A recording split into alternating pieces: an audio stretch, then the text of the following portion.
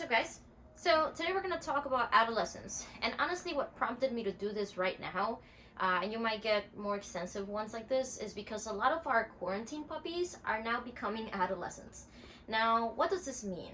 Does this mean that your dog is going to be a mean girl who's trying to make fetch happen, who's also trying to challenge everything that you say, and also doesn't think that you're not really a cool mom or a cool dad?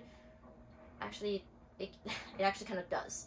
But don't worry, that's totally normal.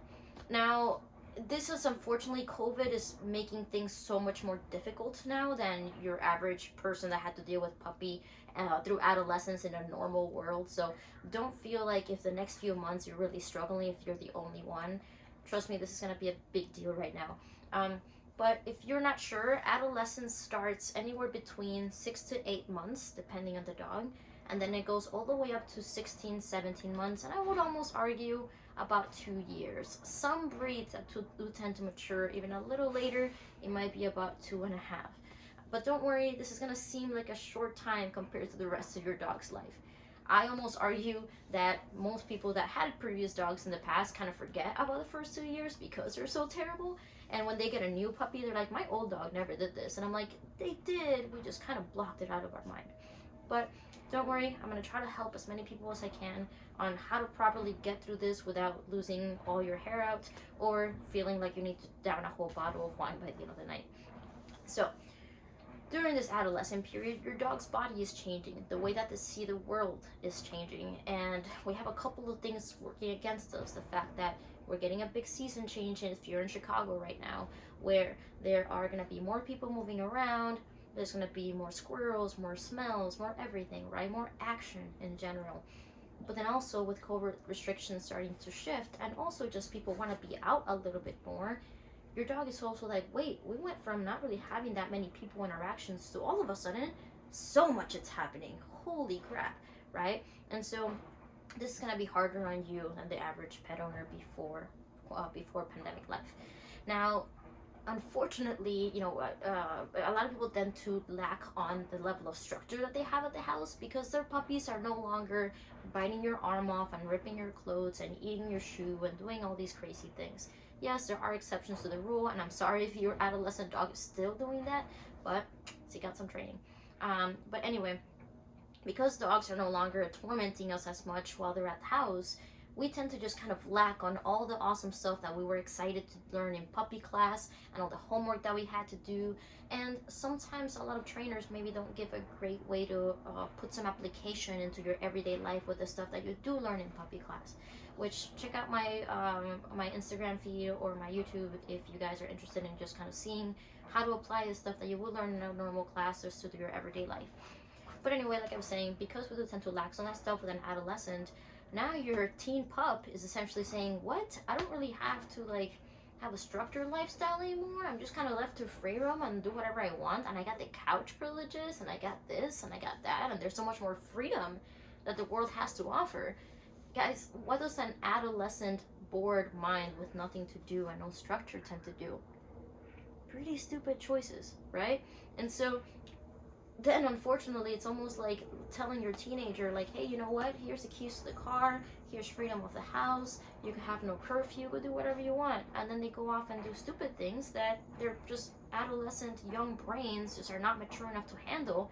And then we get upset when they're making those choices, when I haven't said, hey, you still have to go wash the dishes, aka you still have to sit before you come out of your crate, you still have to sit and stay there maybe for now 10 seconds before you get your food down on the ground.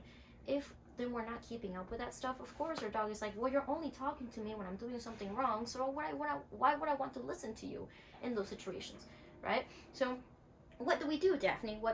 Then how do we get our dog to start listening to us? How do we get through this period? Let me help you, okay? That's what I'm here for. Hi, I'm Daphne, dog trainer, behavior specialist. All right, so a couple of things that you can start doing. One, if your dog already did a couple of training sessions in the past, whether it might be through private or through group class, start incorporating that stuff on day to day. So ask your dog to wait before coming out of every single door on your way out. Maybe add, instead of just waiting for 2 or 5 seconds, now you have to wait for 30 seconds or a minute. If we go down every landing of the stairs, can we do a sit or a down at each landing? If we're out in the hallway of my building while I'm waiting for the elevator, instead of just asking you to sit, how about we start doing some watch me's? Maybe can I put a couple of treats on the ground while we wait for the elevator to come get us?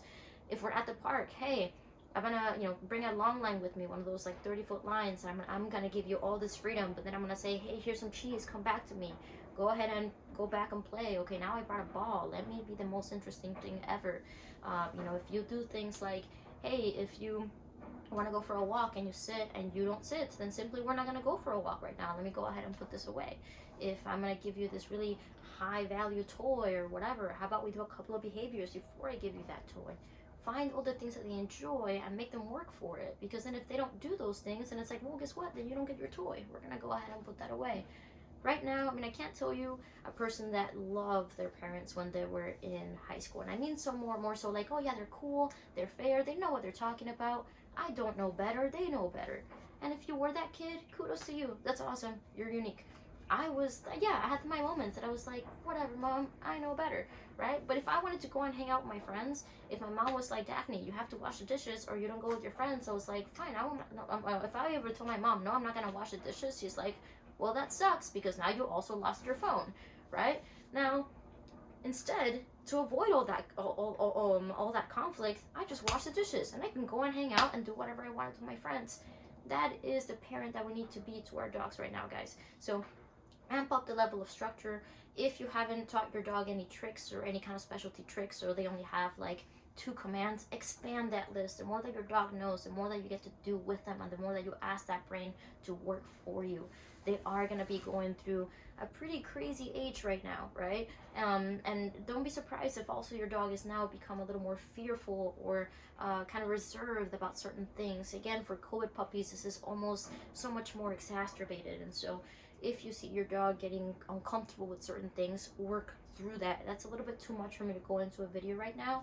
But hey, if you're afraid of this paper bag on the street that all of a sudden scares you, hey, let's go near it and let's go interact with it. Maybe I'll go ahead and toss a couple of treats within a good distance. Can I practice a sit next to it so that you're at a good distance where you feel safe, where you can sit over here and stay calm while this thing kind of moves over here, and just you sitting there as you're watching it, good stuff happens, right? Obviously reading your own dog's body language, but a lot of things are going to change, guys. Know that your trainers are here for you to help you through this. Make sure that if you do end up hiring a trainer, that they use science-based. Unfortunately, bad training advice can really affect your dog during this very crucial age of their development.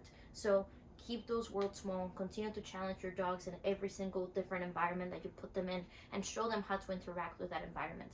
If you are allowing your dog to interact with other dogs, please make sure that they are dogs that have good experiences with puppies. Right now, if you take your dog to a dog park and a big fight happens or something like that, it's going to take a big toll on your dog's behavior later on. So please listen to your trainers. We're here to make life so much easier for you guys. And sometimes the biggest mistake that people do, even though it comes from a good place, is give a dog way too much freedom or way too much access to things, or want to bring them everywhere and anywhere and everywhere that we can because we want those experiences with our dogs.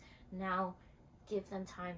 All right, a lot of stuff is changing. So, all right, guys, happy training. Please go ahead and comment. I really do want to get some feedback on this stuff to see what kind of stuff you guys want to hear, what kind of stuff you guys want to ask. So I'm open to all that stuff. And yeah, happy training.